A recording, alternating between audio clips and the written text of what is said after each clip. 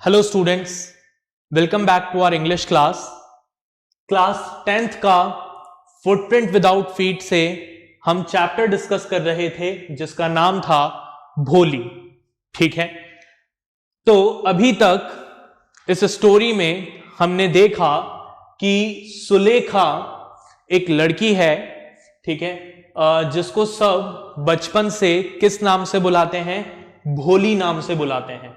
ठीक है, किस नाम से बुलाते हैं? भोली नाम से बुलाते हैं, बिकॉज शी वॉज अ सिंपल्टन। ठीक है, वो क्या है? एक सिंपल्टन है। सिंपल्टन मतलब एक ऐसी लड़की है जिसको कोई भी आसानी से पागल बना देता है, जो बहुत सीधी सादी है।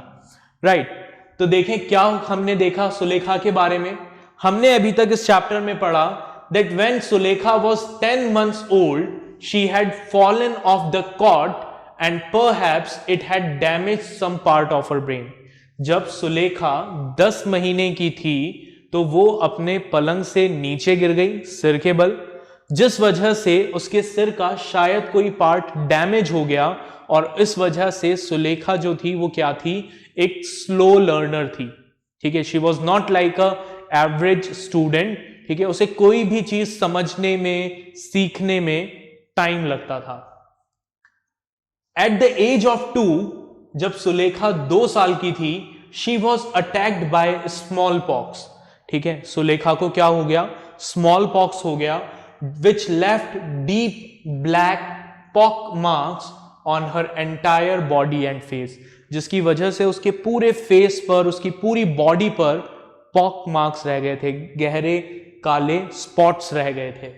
ठीक है, and she also stammered while talking. इसके साथ साथ सुलेखा जो थी वो सही से बोल नहीं पाती थी। वो जब भी बोलती थी शी स्टैमर, हकलाती थी। ठीक है, लड़खड़ाती थी, उसकी जबान लड़खड़ाती थी। चलिए, उसके बाद हमने इस स्टोरी में आगे देखा कि उसके जो फादर थे नंबरदार रामलाल, वो एक गवर्नमेंट ऑफिशियल थे, और जब गांव में, उनके गांव में एक फीमेल्स के लिए प्राइमरी स्कूल ओपन किया गया, जिसका इनॉग्रेशन करने के लिए तहसीलदार साहब आए थे, तो वो रामलाल को ऑर्डर देकर गए कि रामलाल, तुम्हें इस गांव के लिए एक एग्जाम्पल बनना होगा और अपनी बेटियों को स्कूल भेजना होगा। जब रामलाल ने ये बात अपनी वाइफ के साथ डिस्कस की तो उसकी वाइफ बहुत चिल्लाई। उसने कहा कि अगर हम हमारी बेटियों को स्कूल पढ़ने भेज देंगे तो उनसे शादी कौन करेगा? Now we are talking about the time when in rural India people were not serious about female education. जहां पर रूरल इंडिया में, गांव में लोग लड़कियों की पढ़ाई को लेकर सीरियस नहीं थे, वो उसको बिल्कुल भी नेसेसरी नहीं मानते थे।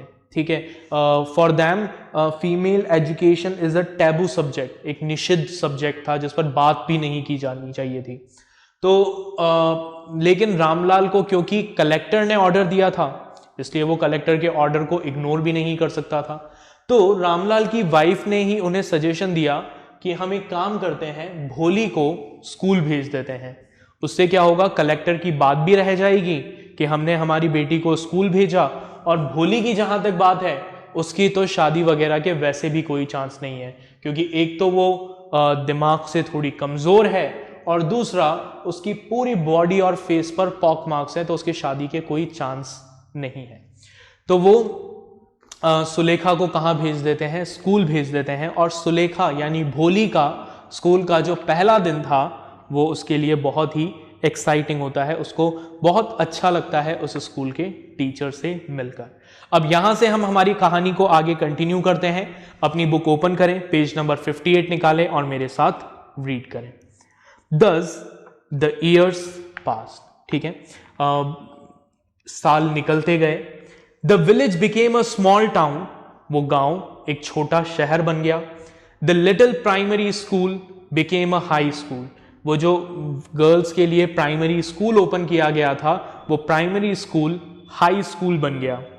There were now a cinema under a tin shed and a cotton ginning mill.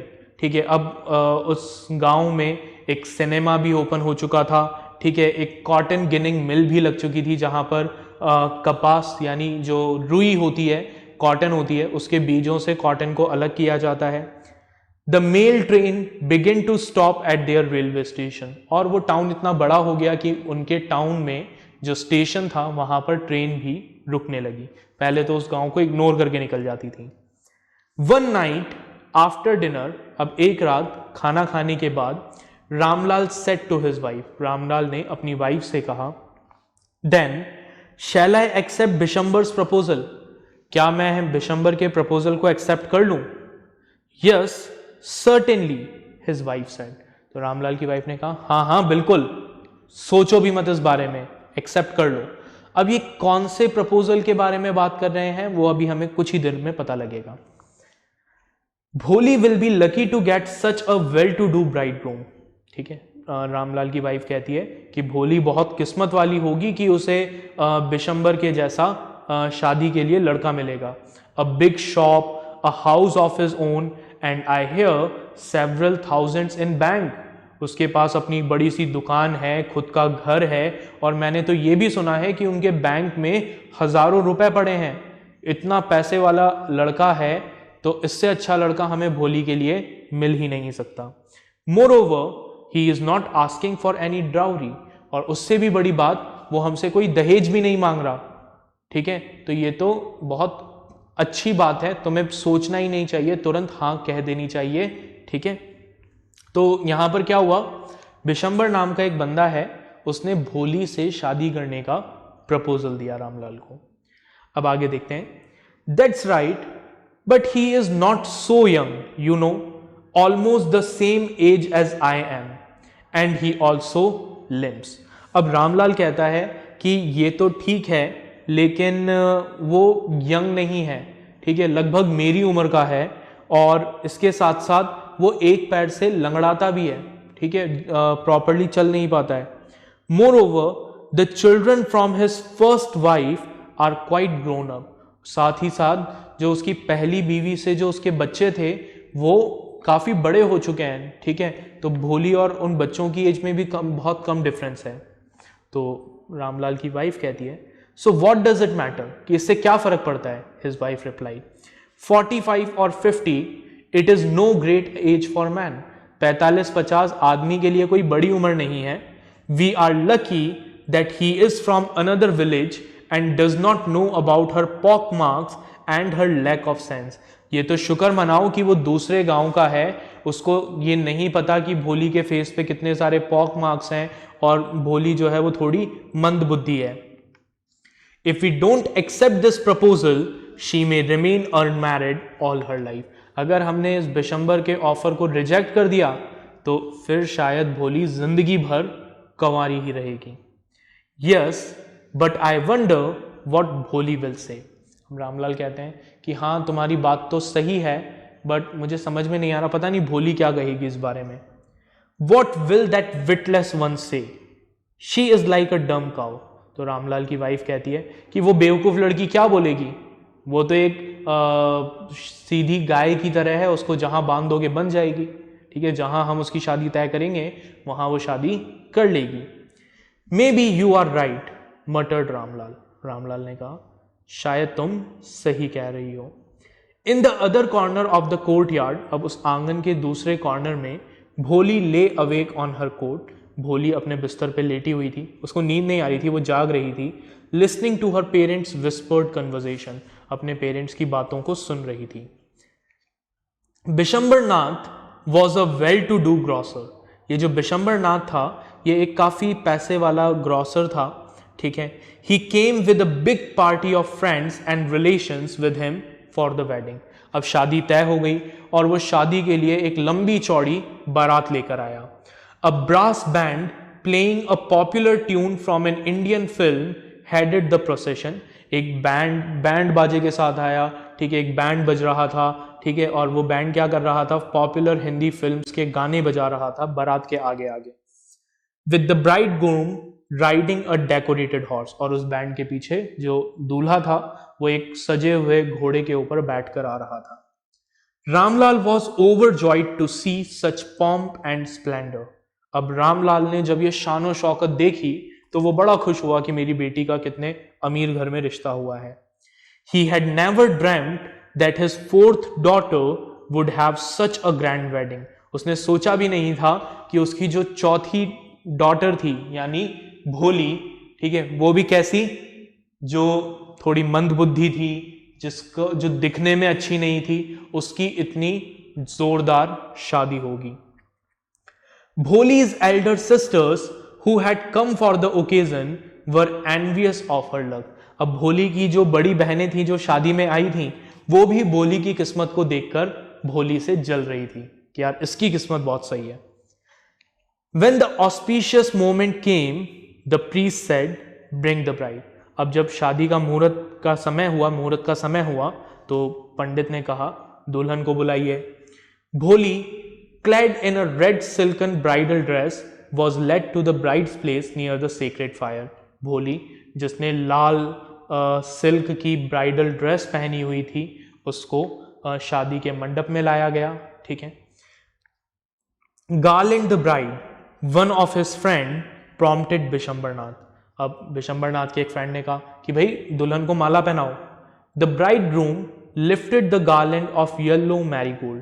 अब bridegroom बिशंबर ने क्या किया, येलो मैरीगोल्ड की माला ऊपर उठाई पहनाने के लिए। A woman slipped back the silken veil from bride's face। तभी एक वुमेन ने क्या किया, भोली के चेहरे पर जो घूंघट था उस घूंघट को पीछे कर दिया। Bishambar took a quick glance। Bishambar ने भोली की शक्ल को देखा। The garland remained poised in his hand। और वो माला उसके हाथ में अटक गई, मतलब माला भोली के गले में नहीं डाली, वो रुक गया एकदम से। Bishamber took a quick glance. The garland remained poised in his hand. The bride slowly pulled down the veil over her face। भोली ने वापस से घूंघट अपने चेहरे के आगे कर लिया। Have you seen her? Said Bishamber to the friend next to him। अब बिशंबर के पास जो उसका फ्रेंड था, उसने उससे कहा तुमने देखा उसे? She has pock marks on her face। उसके पूरे चेहरे पर स्मॉल पॉक्स के मार्क्स हैं। तो उसका बिशंबर का जो फ्रेंड था उसने कहा So what? तो क्या हुआ? You are not young either। तुम कौन से शाहरुख खान हो जो उसमें कमियां निकाल रहे हो? तुम भी इतने बूढ़े हो गए हो, ठीक है। जो लड़की मिल रही है उसी की खैरियत मनाओ कि कम से कम लड़की मिल तो रही है शादी के लिए। मे बी, तो बिशंबर कहता है हाँ ठीक है, but if I am to marry her father must give me 5000 rupees. उसने कहा कि लेकिन कुछ भी हो, मैं तो इससे, अगर मैं इससे शादी करूंगा तो इसी शर्त पे करूंगा कि इसके फादर मुझे 5000 रुपीज पे करें। और उस समय में 5000 रुपीज भी एक अच्छा खासा अमाउंट होता था।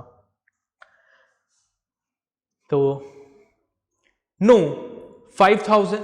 अब Ramlal went and placed his turban his honour at Bishambar's feet. Ramlal घबरा गया, वो बिशंबर के पास गया, उसने अपनी पगड़ी उतार के बिशंबर के पैरों में रख दी, अपनी इज्जत बिशंबर के पैरों में रख दी और कहा डू नॉट ह्यूमिलिएट मी।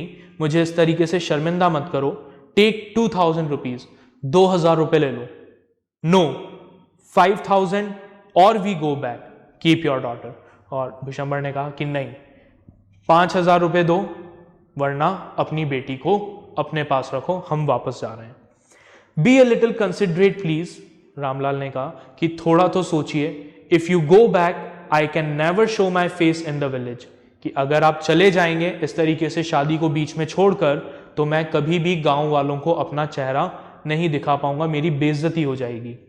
तो बिशंबर कहता है देन आउट विथ 5000। कि अगर अपनी इज्जत की इतनी ही चिंता है तो निकालो 5000 रुपए, करवा दो शादी।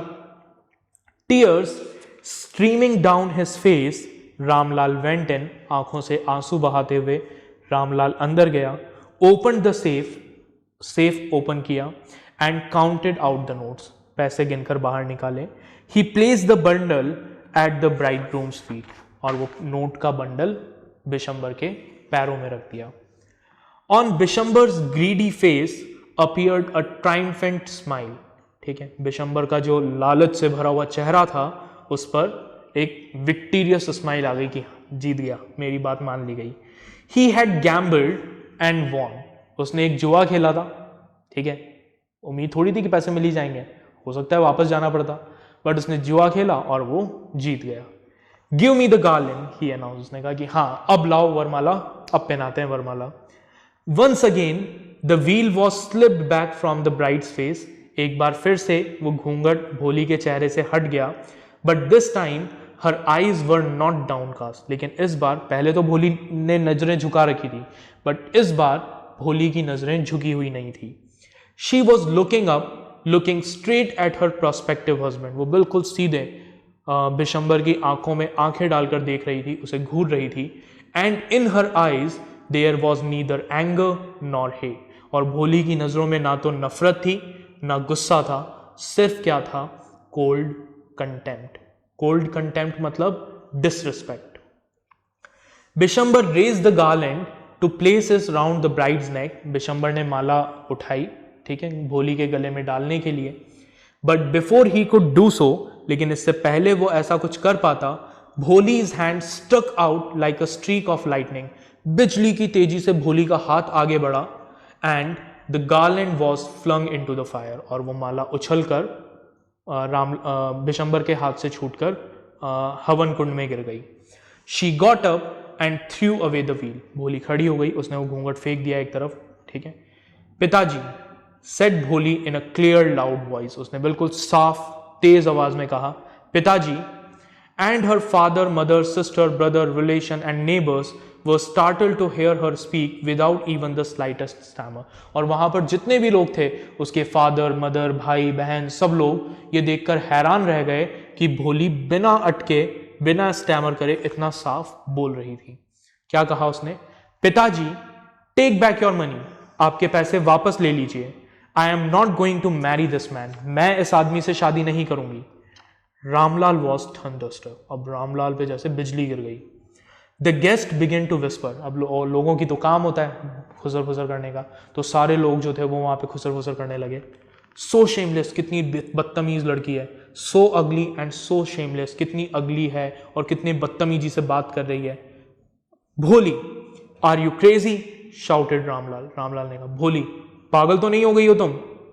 You want to disgrace your family? क्या तुम अपनी फैमिली का नाम मिट्टी में मिलाना चाहती हो? Have some regard for our इज्जत। हमारी इज्जत के बारे में कुछ तो सोचो। तो भोली कहती है, for the sake of your izzat I was willing to marry this lame old man. सिर्फ आपकी इज्जत की वजह से ही मैं इस लंगड़े बूढ़े आदमी से शादी कर रही थी, ठीक है। But I will not have such a mean, greedy and contemptible coward as my husband. लेकिन मैं एक बार को बूढ़े और लेम मैन से, लंगड़े आदमी से फिर भी शादी कर लेती, लेकिन आपकी इज्जत के लिए मैं इस लालची, ठीक है, शेमलेस इंसान से, इस कायर इंसान से शादी नहीं कर सकती। I won't, I won't, I won't. मैं नहीं करूंगी, नहीं करूंगी, नहीं शादी करूंगी। अब आगे क्या हुआ देखें। What a shameless girl, we all thought she was a harmless dumb cow. अब भीड़ में से किसी ने बोला कि कितनी बदतमीज लड़की है, और हम तो सोचते थे कि हमारी जो लड़की है वो बिल्कुल गाय के जैसी शरीफ है, और देखो ये तो कितनी बदतमीज निकली, कैसे जबान लड़ा रही है। भोली turn violently on the old lady. अब जिस बुढ़िया ने ये, मतलब बूढ़ी औरत ने ये बात कही थी, भोली उसकी तरफ मुड़ी और कहा, yes aunty, you are right. कि हाँ आंटी, आप बिल्कुल सही कह रही हो। You all thought I was a dumb driven cow. आप सबको यही लगता था कि मैं क्या हूं, एक शरीफ गाय की तरह हूं, जैसे आप जिस खूंटे से बांधेंगे मैं वहां बंध जाऊंगी, ठीक है। That's why you wanted to hand me over to this heartless creature. और इसीलिए आप मेरी शादी इस निर्दयी इंसान के साथ करवाना चाहते थे। But now the dumb cow, the stammering fool is speaking. लेकिन अब देख लो, वो डम काउ, वो स्टैमरिंग फूल जो पहले हकलाती थी, वो बोल रही है। Do you want to hear more? क्या आपको कुछ और भी सुनना है? Bishambarnath the grocer started to go back with his party. Bishambarnath समझ गया कि भैया अब तो शादी वादी तो होने वाली है नहीं, तो वो अपने परिवार वालों के साथ, रिश्तेदारों के साथ वापस जाने लगा। The confused bandsman thought this was the end of the ceremony and struck up a closing song. अब जो बैंड वाले थे उनको बेचारों को समझ ही नहीं आया कि क्या हो गया, उनको लगा कि शादी पूरी हो गई है, तो विदाई के गाने बजाने लगे, ठीक है। खैर चला गया वो। The flames, Ramlal stood rooted to the ground. Ramlal वहीं पर खड़ा रहा। His head bowed low with the weight of grief and shame. शर्मिंदगी से रामलाल का चेहरा बिल्कुल नीचे झुका हुआ था. उसे ऐसा लग रहा था जैसे पूरी गांव में उसकी इज्जत खराब हो गई है. The flames of the sacred fire slowly died down. वो जो हवन में यज्ञ कुंड में आग जल रही थी वो धीरे धीरे बुझ गई. Everyone was gone. सब लोग अपने अपने घर जा रहे थे, घर जा चुके थे. रामलाल turned to भोली and said, रामलाल भोली की तरफ मुड़ा और उसने कहा, But what about you? तुम्हारा क्या? No one will ever marry you now. कोई भी तुमसे अब कभी शादी नहीं करेगा. What shall we do with you? हम क्या करेंगे तुम्हारा? And Sulekha said in a voice that was calm and steady. Sulekha ने बड़े ही काम और कंपोज मैनर में, बिना किसी घबराहट के, बिना किसी झिझक के उसने कहा, डोंट यू वरी पिताजी, आप बिल्कुल चिंता मत करिए पिताजी. In your old age I will serve you and mother.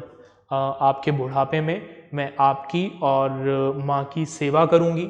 And I will teach in the same school where I learn so much. और जिस स्कूल में मैंने अपनी पढ़ाई की है, जहाँ से मैंने इतना सब कुछ सीखा है, ये हिम्मत सीखी है, जहाँ बोलना सीखा है, मैं उसी स्कूल में पढ़ाऊंगी.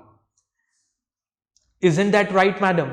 और भोली ने अपनी जो उसकी टीचर थी, जो उसके स्कूल की टीचर थी, वो वहीं बैठी थी, उनसे पूछा, है ना मैम, पढ़ा सकती हूँ ना मैं आपके स्कूल में?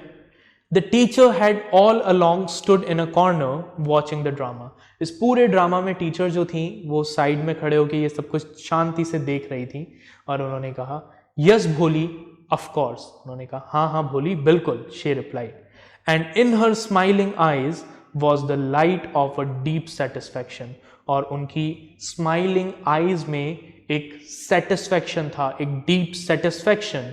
ठीक है, एक ऐसा सेटिस्फैक्शन जो एक आर्टिस्ट तब फील करता है when contemplating the completion of his masterpiece, जब वो अपने मास्टरपीस को देखता है. तो इस वक्त जो टीचर थी उन्हें भोली कैसी लग रही थी? अपने एक मास्टरपीस जैसी लग रही थी. उन्होंने उन टीचर के लिए it was a moment of proud, ठीक है, एंड ऑनर. उनके लिए एक बहुत ही प्राउड मोमेंट था जब एक ऐसी लड़की जिसको सब सिंपलटन समझते थे, जिसको सब बेवकूफ समझते थे, जो सही से बोल नहीं पाती थी, उस लड़की को उन्होंने इस तरीके से मोल्ड किया, ठीक है, इस तरीके से गाइड किया कि वो सही डिसीजन ले पाई, अपने पैरों पे खड़ी हो पाई, करेज शो कर पाई. तो उनके लिए, उन टीचर के लिए भोली क्या थी? उनका मास्टरपीस. राइट. तो ये था हमारा चैप्टर भोली. आई होप आपको ये स्टोरी समझ में आई होगी, अच्छी लगी होगी.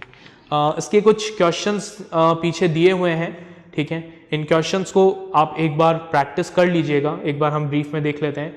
भोली had many apprehensions about going to school. What made her feel that she was going to a better place than her home. उसको ऐसा क्यों लगा कि वो एक अच्छी जगह जा रही है उसके घर से? क्योंकि उसके घर में कभी भी उसके ग्रूमिंग को, उसके कपड़ों को लेकर कभी भी ध्यान नहीं दिया गया. बट जब उसको स्कूल ले जाया गया तो उसको अच्छे से तैयार किया गया, तब उसे लगा कि उसको एक अच्छी जगह ले जाया जा रहा है. How did Bholi's teacher play an important role in changing the course of her life.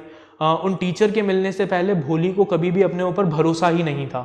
But जो भोली की टीचर थी उन्होंने भोली को सिखाया कि भोली अपने ऊपर विश्वास रखे, अपने ऊपर भरोसा करे. और उस भरोसे ने, जो टीचर का फ्रेंडली अप्रोच था भोली के साथ, उसने भोली की पूरी लाइफ को चेंज कर दिया. Then why did Bholi at first agree to an unequal match. Bholi Bishambar से शादी करने के लिए क्यों तैयार हो गई थी? एंड फिर बाद में उसने मना क्यों किया? तो पहले वो तैयार हो गई थी because for the sake of her parents इज्जत, राइट. बट बाद में उसने मना क्यों किया? Because she does not want to get married to a greedy person, right. Then Bholi's real name was Sulekha. We are told this right at the beginning, but only in the last but one paragraph of the story is Bholi called Sulekha again. Why do you think she is called Sulekha at that point in the story? पूरे story में भोली को, भोली का real नाम तो सुलेखा था, उसको हर जगह भोली बोला गया, भोली नाम से प्रेजेंट किया गया. But at the last few lines, जो लास्ट में लिखा था। And Sulekha said in a voice, Sulekha word use किया गया, क्यों? बिकॉज जो हमारे राइटर थे वो ये शो करना चाहते थे दैट भोली इज नॉट भोली एनीमोर, ठीक है? वो अब एक सिंपलटन नहीं है जिसे कोई भी बेवकूफ बना देगा, ठीक है? She has understanding, she can take her own decision and she can stand with her decision, she can take her stand. That is why उस करेज को शो करने के लिए उसे सुलेखा नाम से प्रेजेंट किया गया, राइट? तो इस चैप्टर को एक बार फिर से रीड करिएगा, क्वेश्चन आंसर्स को प्रैक्टिस करिएगा, जो वर्कशीट आपको मिलेगी उसे सॉल्व करिएगा। फिर हम मिलेंगे अगले लेक्चर में अगली स्टोरी के साथ। Till then take care, bye everyone.